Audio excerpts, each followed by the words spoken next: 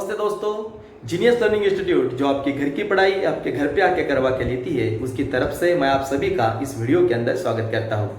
दोस्तों, जिन्होंने अभी तक हमारे इस चैनल को सब्सक्राइब नहीं किया है, please be subscribe in the channel, और जिन्होंने किया है उनका मनपूर्वक धन्यवाद।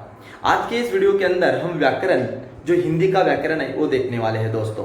और बहुत ही इजी है, जिसके अंदर हम देखेंगे वाक्य और वाक्य के प्रकार। बहुत ही इजी टॉपिक है दोस्तों, कोई भी डिफिकल्ट नहीं है। तो चलो दोस्तों, देखते हैं वाक्य और वाक्य के प्रकार। जीनियस लर्निंग प्रोग्राम, घरच्या परिपूर्ण अभ्यासाची सवय।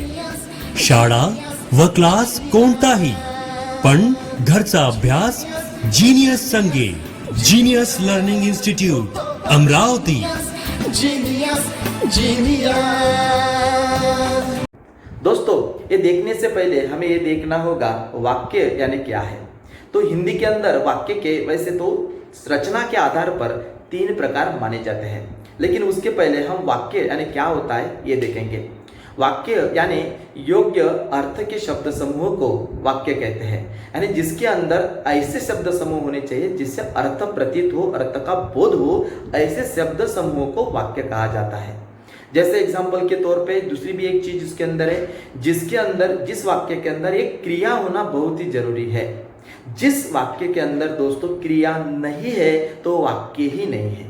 यानी जैसे एग्जाम्पल के तौर पे मैं आपको बताता हूं, आपको समझ में आ जाएगा। जैसे एग्जाम्पल अब देखेंगे हम, कल मैं अकोला। अभी ये जो मैंने यहाँ पे एक सेंटेंस लिखा है, वाक्य लिखा है, तो इससे हमें कोई अर्थबोध नहीं होता। क्यों? क्योंकि इसके अंदर क्रिया नहीं है। वाक्य उसे ही कहा जाता है। 2 चीज ध्यान में रखने वाली है।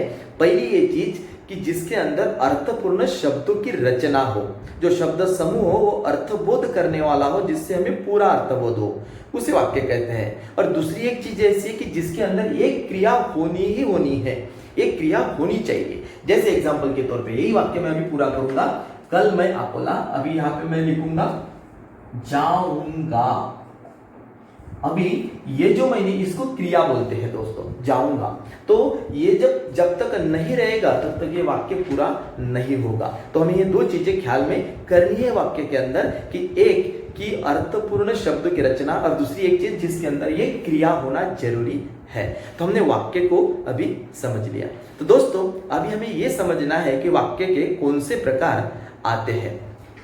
जैसे हम अभी यहाँ पे देखेंगे, हिंदी के अंदर वाक्य के दोस्तों रचना के आधार पर 3 प्रकार गिरते हैं। तो पहला प्रकार जो है उसे कहते हैं सरल वाक्य, इसे कहते हैं सरल वाक्य। और दूसरी एक चीज है दोस्तों कि इसे साधारण वाक्य भी कहा जाता है, साधारण वाक्य भी कहा जाता है। दूसरा प्रकार होता है उसे कहा जाता है संयुक्त वाक्य, संयुक्त वाक्य।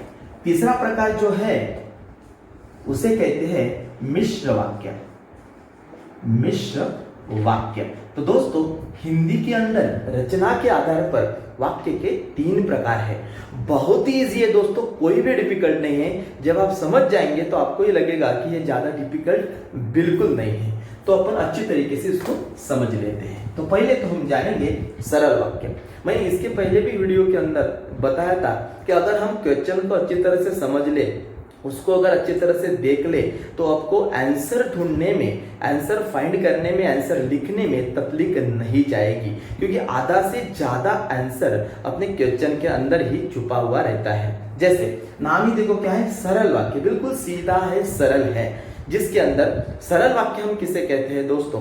जैसे एग्जाम्पल के तौर पे हम लेंगे, मैं यहाँ पे आपको एक एग्जाम दूंगा, मैं तुम्हारी रक्षा करूंगा। मैं तुम्हारी रक्षा करूंगा। दोस्तों, ये हो गया एक वाक्य। लेकिन इसको हम देखेंगे तो ये जो है, तो इसे कहते हैं कर्ता, और इसको कहते हैं कर्ता, और जो करूंगा है इसे कहते हैं क्रिया।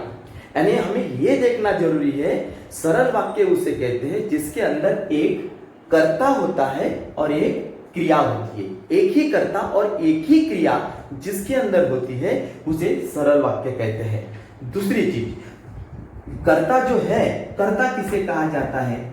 जो कर्ता है और ये जो ये क्रिया है दोस्तों, तो कर्ता किसे जाता है? जो क्रिया करता है उसे कर्ता कहा जाता है, जो क्रिया करता है। यहाँ पे करूंगा, ये कौन बोल रहा है? ये मैं बोल रहा है, यानी मैं कौन है? तो कर्ता है। तो हमें ये ध्यान देखना है, जिस वाक्य के अंदर एक ही कर्ता हो और एक ही क्रिया हो उसे सरल वाक्य कहते हैं। जैसा दूसरा एग्जांपल हम लेंगे, जैसे मुकेश पढ़ता है। अभी इस वाक्य के भी अंदर देखो, मुकेश ये जो ये करता है और पढ़ता ये क्रिया है। ऐसे बहुत सारे वाक्य हैं जिसके अंदर एक ही क्रिया हो और एक ही जिसके अंदर कर्ता हो उसे हम क्या कहेंगे? सरल वाक्य कहेंगे। बहुत ही सीधी बात है, कोई भी डिफिकल्ट नहीं है दोस्तों। ऐसे बहुत सारे वाक्य आप फाइंड कर सकते हैं। जैसे गीता गाती है, तो इसके अंदर गीता जो है ये कर्ता है और गाती है एक क्रिया है। एक ही क्रिया और एक ही कर्ता है, वो सरल वाक्य है। उसके बाद हम देखते हैं दोस्तों दूसरा वाक्य जिसको हम बोलते हैं संयुक्त वाक्य। ये भी बहुत ही इजी है, कोई भी डिफिकल्ट नहीं है। देखो हम देखते हैं संयुक्त वाक्य। अभी इसको अच्छी तरह से हम देखेंगे। संयुक्त यानी क्या होता है? इकट्ठा करना, समुच्चय करना। और इसके अंदर एक चीज फाइंड करने वाली है, दो वाक्य जब जोड़े जाते हैं, दो या दो से ज्यादा, इसको उभयान्वयी अव्यय यानी जैसे समुच्चय बोधक अव्यय, हिंदी के अंदर हम समुच्चय बोधक अव्यय कहेंगे, मराठी के अंदर उभयान्वयी अव्यय कहेंगे और इंग्लिश के अंदर कंजक्शन कहेंगे, जो कंजक्शन के साथ जोड़े जाते हैं। और दो अर्थपूर्ण वाक्य, ध्यान देने वाली बात है, इसके अंदर जो भी वाक्य आते हैं और जो भी जोड़े जाते हैं, दो या दो से ज्यादा जो वाक्य समुच्चय बोधक अव्यय से जोड़े जाते हैं उसे संयुक्त वाक्य कहते हैं। यानी दो अर्थपूर्ण वाक्य। इसमें ध्यान देने वाली बात है कि जो भी वाक्य इसके अंदर जोड़े जाते हैं वो पूरे अर्थबोध करने वाले होते हैं, कोई भी आधा अर्थबोध करने वाला नहीं होता है।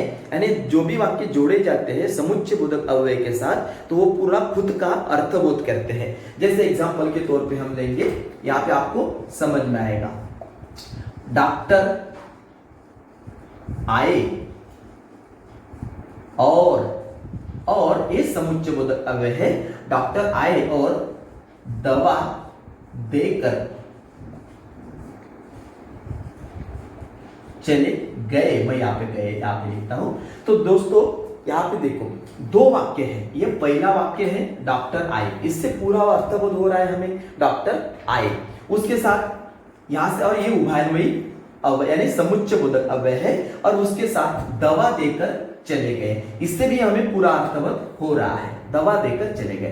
यानी दो ऐसे वाक्य कि जिससे पूरा अर्थबोध होता हो, यानी हम प्रधान वाक्य भी कह सकते हैं, मुख्य वाक्य भी कह सकते हैं। दो जो वाक्य होते हैं पूरा अर्थबोध करने वाले होते हैं। और जब ये दो अर्थपूर्ण वाक्य समुच्चय बोधक अव्यय से जोड़े जाते हैं, जैसे कि और, अथवा, ऐसे समुच्चय बोधक अव्यय से जोड़े जाते हैं, तो दोस्तों उसे संयुक्त वाक्य कहते हैं। यानी दो अर्थपूर्ण, दो से ज्यादा भी वाक्य अगर अर्थपूर्ण है, जो खुद का पूरा अर्थबोध करते हैं, वो अगर ज्वाइन किए जाते हैं समुच्चय बोधक अव्यय के साथ, तो उसे संयुक्त वाक्य कहते हैं।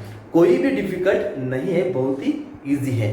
तो दोस्तों इसके बाद हम तीसरा वाक्य का प्रकार देखेंगे, जिसको हम कहते हैं मिश्र वाक्य।